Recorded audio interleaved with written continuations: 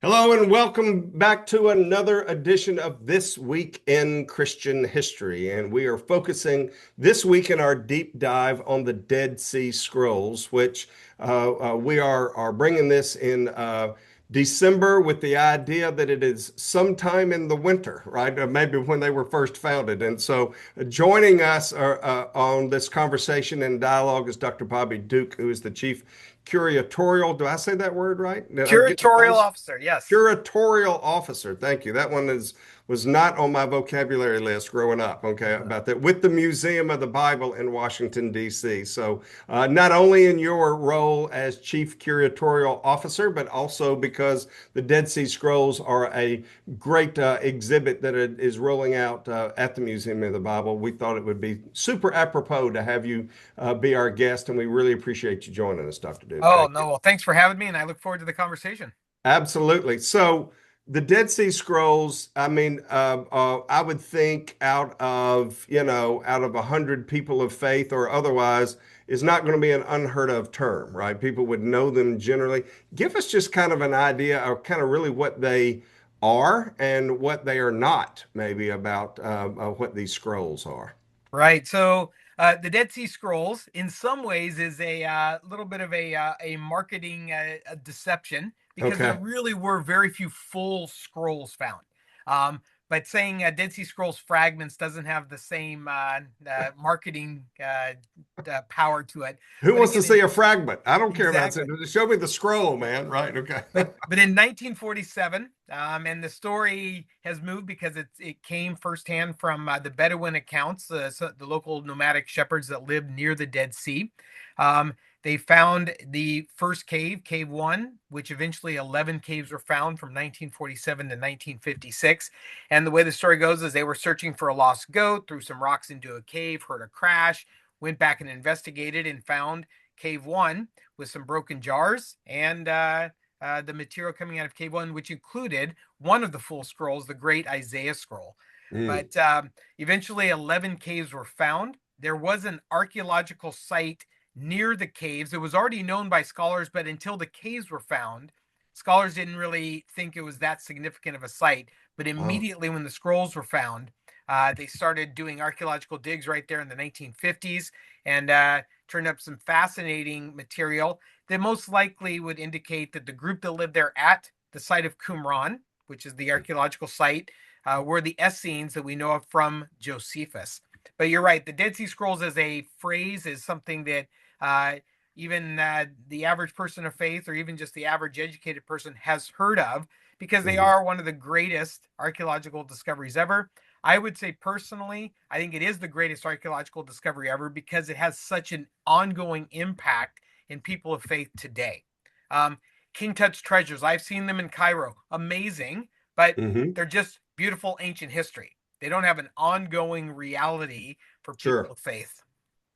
Sure. Well, and so when we talk about what are actually in the fragments or the pieces outside of uh, the Bible, what are the other books that are part of that they're non-canonical or that are just other books that had, you know, nothing necessarily to do with what we understand as scripture?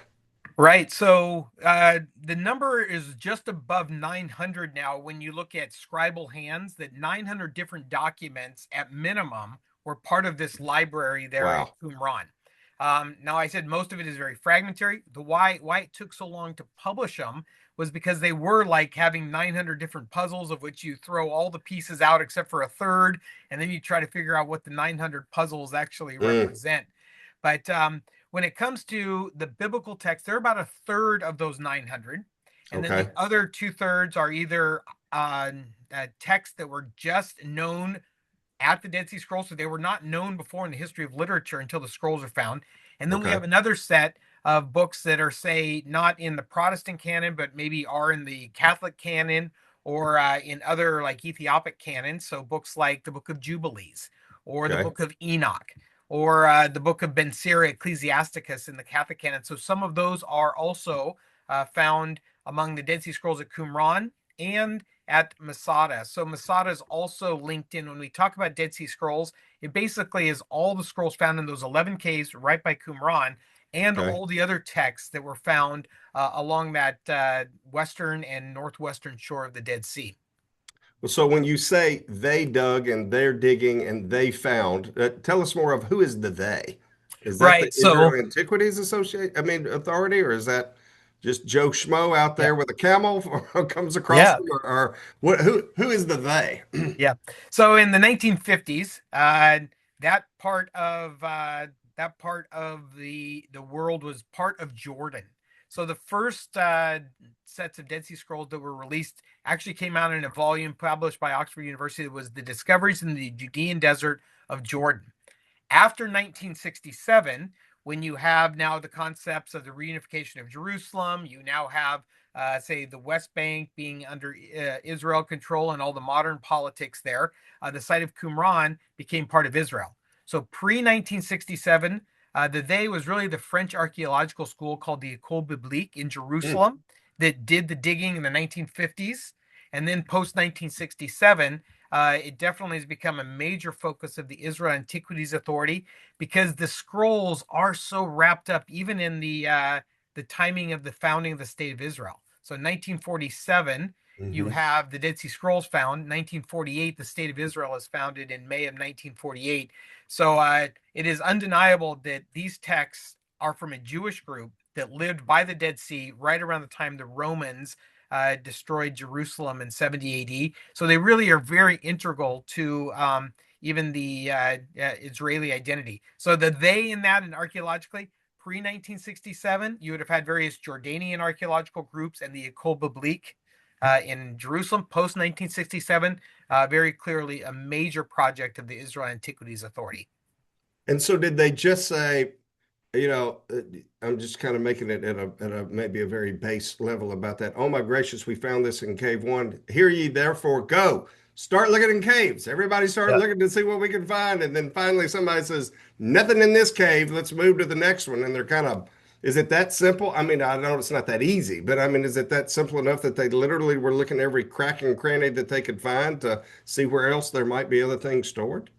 Yeah, so from 1947 to 56, I like to use the concept of a race because the Bedouins that found Cave One, they were not scholars. They really did not know the significance of what they found. Mm, Eventually, there was a American scholar in Jerusalem that sent information back to a professor, William Foxwell Albright, in the United States. And we even have a letter in our exhibit that can be seen that was handwritten by William Foxwell Albright that says, basically, you've had found the greatest manuscript discovery basically ever. Well, wow. once the local Bedouins started seeing all this interest in the caves, it became a race. So the Bedouin would look for a cave, and then the scholars would come back later and then find more material there. So when it was all said and done in 1956, the Bedouin found more of the caves than the scholars. Now, just because the Bedouin found the cave doesn't mean they got everything out of it. So then they scholars with the Ecole Biblique would come back, they would dig some more, and they would turn up even more manuscripts. So particularly Cave 4. Cave 4 is Mm. the mother lode cave. 80+% of all scroll fragments were found in Cave 4. That was there, and it's the iconic picture that you often see whenever they show pictures of Qumran. It's actually Mhm. Cave 4, which people sometimes feel a little bit deceived. They're like, "Well, I heard the story of a missing goat. How did a goat? Did it fly up there? Because the cave does not fit the story of the discovery, but it was Cave 4, not Cave 1." Interesting. So when they found a fragment, okay, and let's just say a fragment might be as big as the end of my thumb, right? It's not Yep. necessarily even as big as my hand, right? I mean, it might just be that little piece right there. They might be able to see what that fragment, read maybe what that fragment is, but understanding where that fragment fit into the larger, bigger piece of the puzzle, right? That's what takes so much time to be able to try to connect. Is that fair or is that not Absolutely. right? Okay. Yeah, and there are pictures in the 1950s of tables at what was then called the Palestine Archaeological Museum. It was later named the Rockefeller Museum in East Jerusalem, but just tables and tables of fragments just laid out on them. And the scholars would really look at handwriting and say, okay, these two fragments look like they go together. Uh, But one of the reasons why the biblical texts were the easiest to work on at first is you already had, say, the Masoretic text Hmm. that there is a lot of affinity between the Dead Sea Scrolls and the Masoretic text from centuries later. So you could find a fragment, and if it had a couple words that you could identify strung together, you could say, well, this phrase does show up also in the book of Isaiah or the book of Genesis or the book of Deuteronomy, and you could identify those. The harder material was the stuff that was not known before the scrolls were found. And if you found a little fragment with just a handful of letters in Hebrew or Aramaic, how does this fit to the overall prize? So when I taught one of my favorite classes when I used to teach at Azusa Pacific University was a Dead Sea Scrolls class. And I actually would take any of my students who knew Hebrew and they would have to play that game. I would give them a fragment of Wow. something I already knew, and they would have to, and I would tell them it's a biblical fragment, so they didn't go off on this wild goose chase, but they would have to, with concordances and others, try to figure out where that fragment could come from based on the letters. Bible software makes it a whole lot easier, and even AI technology in the next decade, I'm going to prognosticate that you're going to see AI technology and Dead Sea Scrolls start doing a lot of research generation. And connecting some dots, right? And Correct. so Correct. let's talk about that dot connection and maybe what that is. Hey, we're enjoying our conversation here with Dr. Bobby Duke, who is the Chief Curatorial Officer at the Museum of the Bible, and we're all wrapped up and enjoying some dialogue on the Dead Sea Scrolls. So were there, if I found the fragment, so if I'm looking through these fragments and I see Moses or I see, Zechariah or something like that that I know well enough to go, oh, okay, I can kind of, but if it says, and he went over the hill, I don't know what that means necessarily, right? I Right. mean, so it's trying to kind of play that game. Is it real? Is it not real? Does it fit? Oh, yes, this is definitely, or it could only be in these three books. I mean, so it's just kind of a total Right. matrix, right? Of just trying to kind of figure all that out. Is that? Well, I mean, really, the kind of crown jewel of identifying is if you could have multiple lines, that you Mm, could see multiple lines in succession that you could identify, because then you could ask yourself if this wrapped, would the text from Genesis, Exodus actually fit in that? okay. Otherwise, could it just be a quote of a biblical text in another document? So think of the New Testament. We'll have the Apostle Paul writing, and all of a sudden he'll just quote a few lines from an Old Testament book.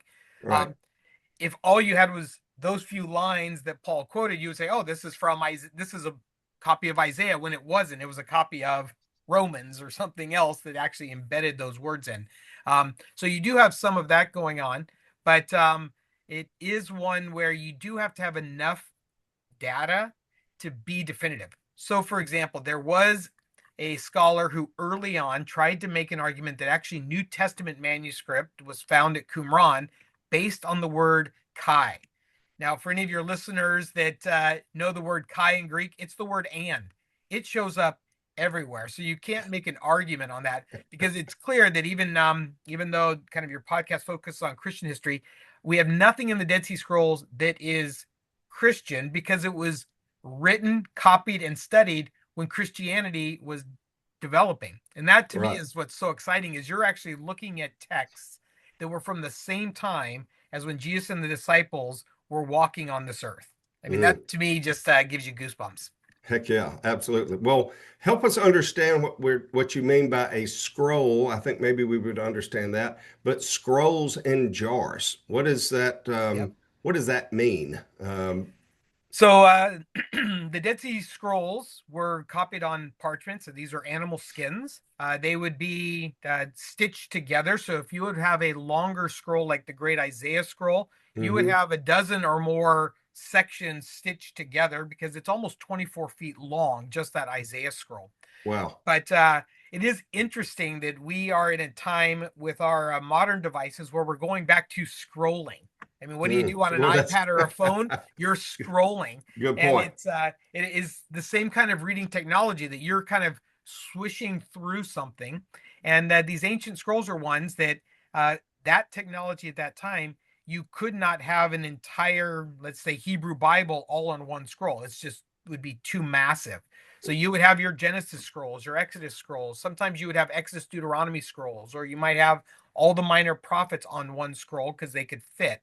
Um, but I often look at it that when you are scrolling, if you have to go pick up the Isaiah scroll and start unrolling it, it is Hmm. very labor intensive.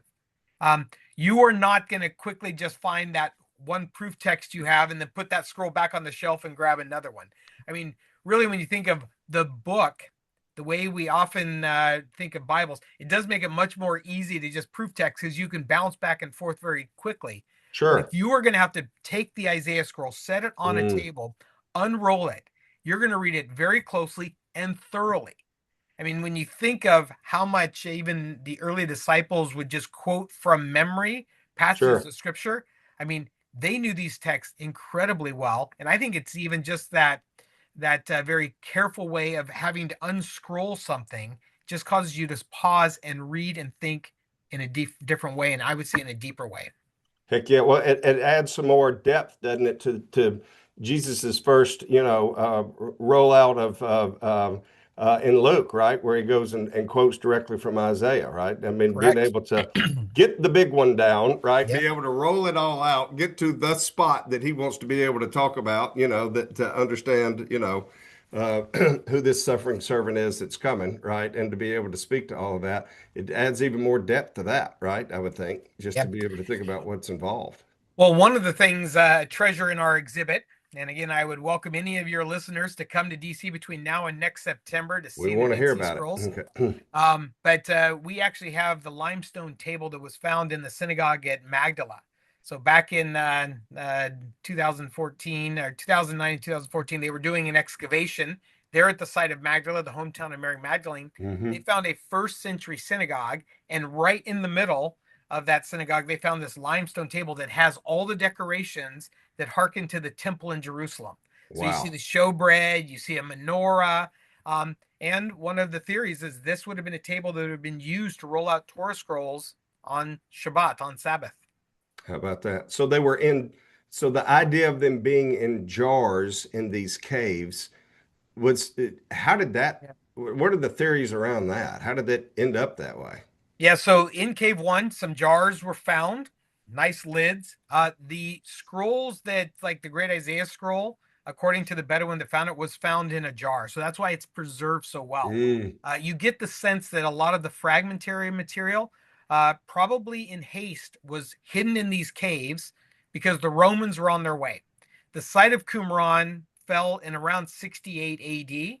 Jerusalem fell in 70 AD, and then hmm. Masada, kind of the last holdout, in 72, 73 AD.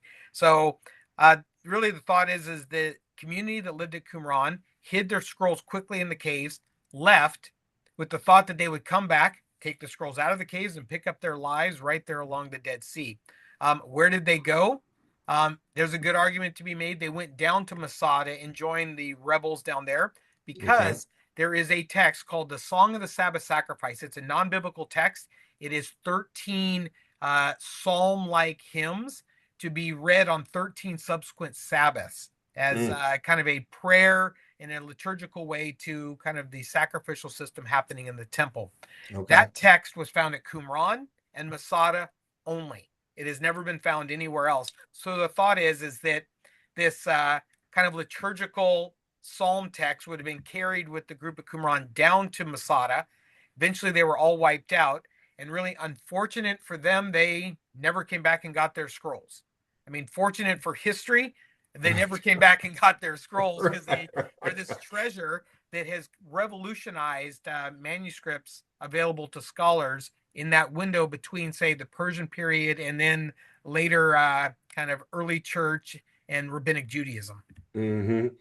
A bunch of questions, and let's make sure before we wrap up, we do talk about the exhibit and the things that are there and about we're involved in that. So, um, uh, were there any lost books of the Bible that were found in any of these spots that some folks at the History Channel might jump on to try to be able to make a show Yeah. out of? So we know, I mean, in the Old Testament, like things like the book of Jasher and others that are just referenced, none of Hmm. those books have been found. So we haven't found these mysterious sources that some of the biblical writers referenced. What we do have is books that are in other Christian canons. So all the books in the Hebrew Bible that are in the Jewish canon, except the book of Esther, Okay. were were present at Qumran for sure. Um, to date, there has been no Nehemiah materials found, but Ezra was found, and Ezra and Nehemiah were read as basically one book uh, Hmm. in the Second Temple period. And I would even say into modern times, they worked so well together, Ezra and Nehemiah. But Esther was not found. Nothing in the New Testament, but you did have items that were found like Enoch and Jubilees and others that are in some of the other Christian canons that are part of the Ethiopic Orthodox or Roman Catholic faiths. Yeah, interesting a bit. So, how did uh, biblical interpretation change because of manuscripts and having updated manuscripts that went, oh, okay, were there 3,000 cows killed or 300? Okay, which one Yeah, was it? I yeah. mean, my impression is, and please get me straight on this, there were not any major theological doctrinal things that would have people go a different direction, but there may be some light shed on some things about, oh, well, this is the better manuscript as they're updating maybe, this version of the Bible, or before they're Correct. going to use the ESV or the CSV or the RSV or anything else that they're going to use.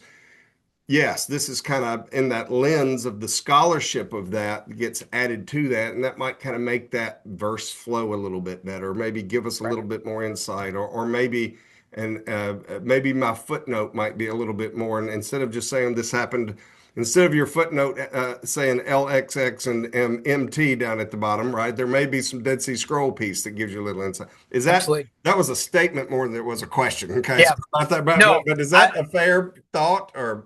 yeah, I would say, I mean, as someone who grew up in conservative evangelicalism, my study of the scrolls has just given me more confidence in the biblical text, but it also has given more precision. So you're right. A good modern Bible will, in the footnotes, have reference to if there is some manuscript variance. I like to use the word variance. Sometimes people say, well, which one's correct or which one's an error? Sometimes it's a judgment call. It's like, hey, this seems to fit better in the context, but you're right. You never have these judgment calls where this one is in the Masoretic text and this one from Qumran is heresy. I mean, you don't Mm, have those kind of right. heretical variants.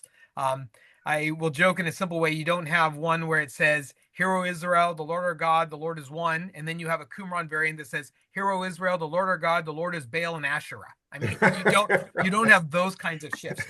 Um, there's a publication called the Dead Sea Scrolls Bible where scholars put together all of the biblical texts of Qumran, kind of in a flowing Genesis, Exodus, and on. And the one that is highlighted in that text as being the most new and significant comes between 1 Samuel 10 and 1 Samuel 11, where you Okay. have this extra 2 or 3 sentences about an Ammonite king, Nahash, who was a very violent king who, when he would capture people, he would cut off like thumbs and toes and all these things to make someone now not able to fight against them again. Right. This was known in Josephus. People thought Josephus was elaborating, and then 4Q Samuel A. So the first Samuel manuscript identified in K4 actually had these extra two little sentences about Nahash, king of the Ammonites. Fascinating, doesn't change anything doctrinally. Right. One that is interesting because you mentioned numbers. Hmm. In the Samuel material found at Qumran, it says that Goliath was 4 cubits and a span. Later, Masoretic text says 6 cubits and a span. So therefore, was Goliath 6.5 feet tall or 9-ish feet tall? Either way, 2,000 years ago, that is very tall. I Mm. mean, people Right. were not tall in antiquity. So it's one where you do have some of those where copying text by candlelight, maybe something was missed there, but nothing of theological significance. One interesting thing about the group at Qumran is they had kind of a special scribal practice, and it even shows the care because there are texts that they copied at Qumran when they came to the Tetragrammaton, the four-letter name for God, sometimes pronounced Yahweh. Uh, Old fashioned, we'd say Jehovah. Right. But they actually would switch and use the Paleo Hebrew characters versus the Hebrew characters that were most familiar. So you'll have this text going along, normal Hebrew, and all of a sudden you'll see four letters that are from an ancient script. So they even paused to actually write those letters in a unique and special way that even shows to me their desire to Right. fulfill the command to not take the Lord's name in vain. You are showing utter respect for God's name, even how you're copying it in manuscripts. Right, right, right. What a fascinating way about where all that. So, how much is there anything new to find? When's the last time Yep. that there was another fragment that showed up, or another, maybe even a full scroll or something like that? Because if they're on those jars, and maybe they are in a jar and they're preserved, and that's okay if you're a Bedouin and you go in, you grab them out, you take them out, okay. But they go back and dig a little bit more, literally, right? Digging around, you may Yep. find a fragment stuck back somewhere, or down in the dirt, or a rock fell on it, or I don't know, whatever they're finding. So, when's the last time I would say that there was something new? Yeah, so when it comes to a Cave 12, is there a Cave 12 out there to be found? In 2001, I was part of a salvage dig at Qumran.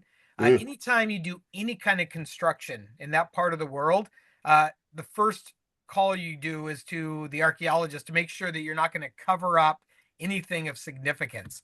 So the Israel Parks Authority was planting some new trees. So I was part of a salvage dig where we just cleared out some things, and they knew there was something underground because no matter how much water they poured on the ground, it just kind of went straight down.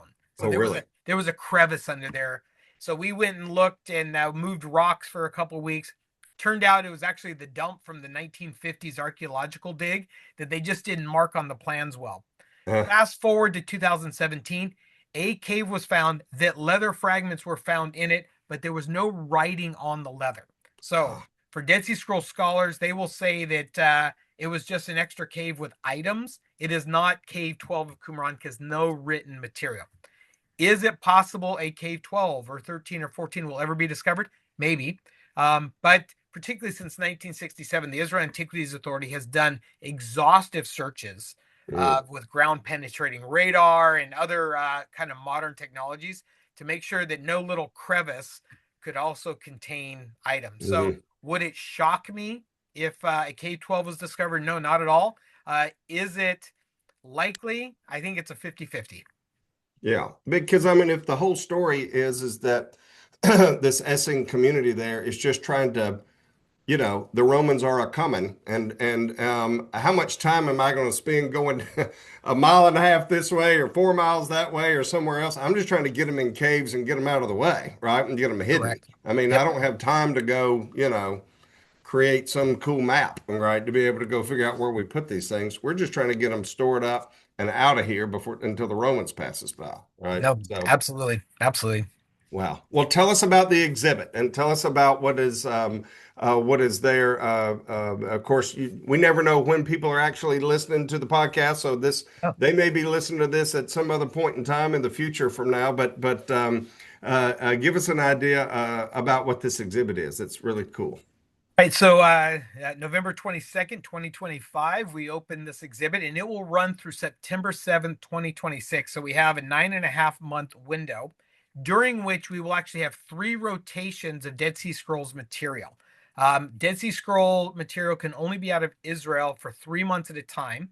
Then it Mm, has to go back to Israel and hibernate for 5 years in climate control and light controlled storehouses. wow. So we will get three sets. We'll have 24 different documents that are displayed in a rotunda fashion. But that is the kind of pinnacle of the exhibit. The whole exhibit actually starts up in Galilee, and then it moves down to Jerusalem, and then it moves into the temple. There's a little side gallery that talks about Masada as this Mm, final holdout against the Romans, and then you see the Dead Sea Scrolls material. And then the exhibit concludes with actually a 4,000 plus pound stone from the Western Wall that was part of the destruction of the Romans. And it's even the team that built that exhibit space created it so it looks like the Western Wall. And we even have a way for people to put prayers or thoughts, just like people do in yeah. Jerusalem. So, some of the key highlights: the Magdala stone that I mentioned Hmm. earlier. That's fantastic. We actually have a paving stone in the Jerusalem section that is part of the Pilgrim's Route. We were able to, unlike where this was previously exhibited at the Reagan Library in Southern California, we're able to sink it in the floor so any of our guests can walk on a very large stone from 2,000 years ago. And Gee whiz. the Israel Antiquity Authority wants people to have that real tactile connection to the past. And Absolutely. I am sure that will be a highlight for many of our guests. So the section at the very end of the exhibit actually focuses on the scientific developments since the 1950s to today. It focuses on a text found at Engedi, just south of Qumran, where it Hmm. is so brittle and was so charred that to even unroll it would destroy it. So they Wow. found a way with CT scanning to unroll that text without ever having to unroll it. And Gee whiz. truly, truly amazing what's there. Because in the 1950s, there's pictures of Dead Sea Scroll scholars holding fragments with their bare hands while smoking cigarettes. Oh gosh. Um, and that's part of this story of science, that what was the knowledge of preservation in the 1950s compared to what we do today? That's where the Lord's providence shows up right there, right? Absolutely, absolutely. That the sig went out and the butt Yeah, went a different direction, right? So yep. that would be a part of that to do that too. So the best website for people to follow and be able to see how the scrolls are and be able to figure out when they need to make a trip to DC to be able to check this out would be what? Just museumofthebible.org or Yeah, if you just type into Google Museum of the Bible, Dead Sea Scrolls, it'll take you right to the page. And again, plan at 2026. July 4th, 2026 is America's 250th anniversary. So we're going to have simultaneously here at the museum a focus on America's 250th. We're redoing our Bible in America gallery, but you also can see the Dead Sea Scrolls.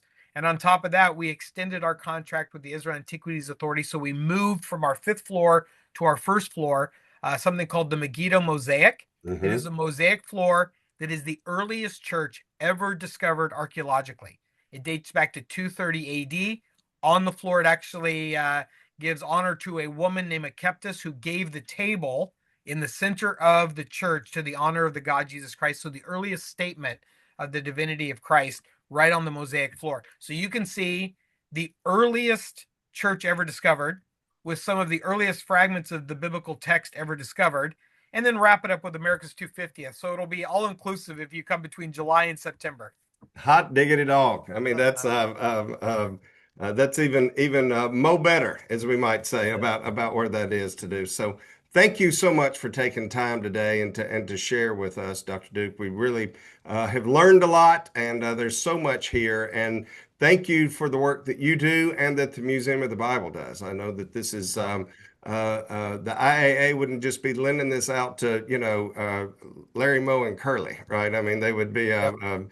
people that they would trust, that they would know, that have the scholarship, that would have the care that is going to be done for all that. So, hooray for us, us of the greater world, that you guys are doing this work. Thanks for Oh, that. well, thank you so much. And I do encourage anyone to come visit us here at Museum of the Bible. We'll do it. Thanks so much. Take care.